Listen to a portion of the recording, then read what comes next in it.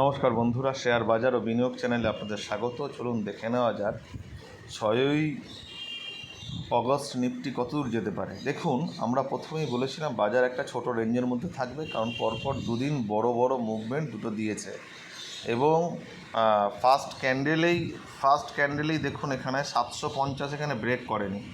আমরা এটা বলেওছিলাম যে 750 ভেঙে যতক্ষণ না চলছে 760-এর উপরে ততক্ষণ বাজার উপরে যাবে না। ফার্স্ট ক্যান্ডেলেই সিগন্যাল দিয়ে দিল এবং প্রথম ক্যান্ডেলেই ভেঙে দেখুন 666-র যে লেভেল সেখানে চলে এসেছিলো এবং আমরা এরপরে বলেছিলাম দ্বিতীয় টার্গেট 600। একদম দেখুন এখানেই সারা দিন এই রেঞ্জের মধ্যে, মানে 666 থেকে 600-র মধ্যে ঘোরাফেরা করেছে এবং আমরা গ্রুপেও দিয়ে দিয়েছিলাম যে 600-র নিচে থাকবে না। এবং দেখুন 599 একবার লো করেছে এবং ওই একেবারে 590, 92, 94 এখানে টাচ করছে, মানে 600-র মধ্যেই গিয়ে উপরে যাচ্ছে। আমরা কলও দিয়েছিলাম পার্সোনাল গ্রুপে। যাই হোক, দেখুন একটা ডব্লু প্যাটার্ন বানিয়েছে, একদম পরিষ্কার একটা ডব্লু প্যাটার্ন বানিয়েছে। মানে কালকের প্রথম ক্যান্ডেলটা বাদ দিলে, ফার্স্ট ক্যান্ডেল বাদ দিয়ে 9:30 যে ক্যান্ডেলটা আছে দেখুন ওইটার থেকে সারা দিনে একটা ডব্লু প্যাটার্ন বানিয়েছে, পরিষ্কার ডব্লু প্যাটার্ন। এইগুলোকে একটু ফলো করতে হয়।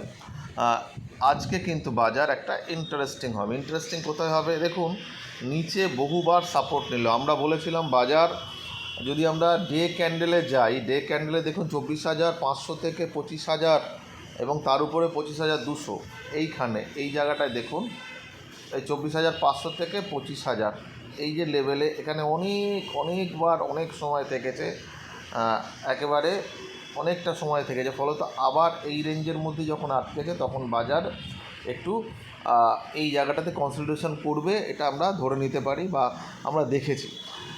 যতক্ষণ না 24,500 ভাঙছে ততক্ষণ নিচের দিকে ফল আসবে না। আমরা এখানেও দেখেছিলাম যে 500 যায়নি, নিচ থেকে 535-এর কাছাকাছি থেকে চলে এসেছিলো। যাই হোক, এখন কি হতে পারে দেখুন, বাজার যদি এই সব জায়গায় খুলে যায়, আমরা ইন্টারেস্টেড নই কোনো রকম ট্রেডে, মানে 20-30 পয়েন্ট উপরে হোক, 20-30 পয়েন্ট, মানে এই চত্বরের মধ্যে, মানে 500 থেকে 600-র মধ্যে কোথাও খুলে গেলে আমরা ইন্টারেস্টেড নই। যদি ধরুন আবার 40 পয়েন্ট নিচে খুললো, ধরুন এখানে খুললো 600-র কাছাকাছি খুলে যদি এখানে দেখি এই জায়গাটা দাঁড়িয়ে থাকছে এবং 590-এর যে লেভেলটা কাল অবধি যেটা লো ছিল কালকে, সেটা ভেঙে যদি নিচের দিকে যায় তাহলে আমরা একটা প্ল্যান করব বিক্রি করার মানে পুট কেনার। সেক্ষেত্রে টার্গেট হবে এই জায়গাটা, মানে ওই 24,550, তার নিচে যদি 530 ভাঙে তাহলে হচ্ছে ওই 500 থেকে 480 এই লেভেলটা। এর নিচে বাজারকে আমি আজকে অন্তত দেখছি না।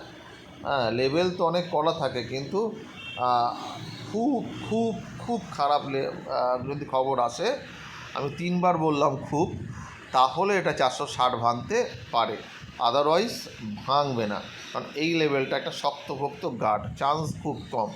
এবার কি, ধরুন এই জায়গাটাতে সাপোর্ট নিয়ে নিল, নিচে খুলে সাপোর্ট নিল, 500 ভাঙলো না, তাহলে কিন্তু আবার আমরা এখানে দেখব এটা ভেঙে চলছে কিনা। নইলে 610, মানে নিচে গেল ধরুন 590 কি 600-র কাছাকাছি গিয়ে যদি 610 ব্রেক করে আবার চলতে আরম্ভ করে, 615 ধরে রাখুন, তাহলে কিন্তু আবার 660-70-এর এই লেভেলে যাবে এবং 680 লেভেলের উপরে চললে মোটামুটিভাবে 720-30-এর এই জায়গাটাতে চলে আসবে। কিন্তু যদি 750 ভেঙে 10 মিনিট চলে তাহলে কিন্তু একটা বড় মুভমেন্ট আমরা দেখতে পাবো। সেটা আজকে নাও হতে পারে, সেটা কাল হতে পারে, পরশু হতে পারে।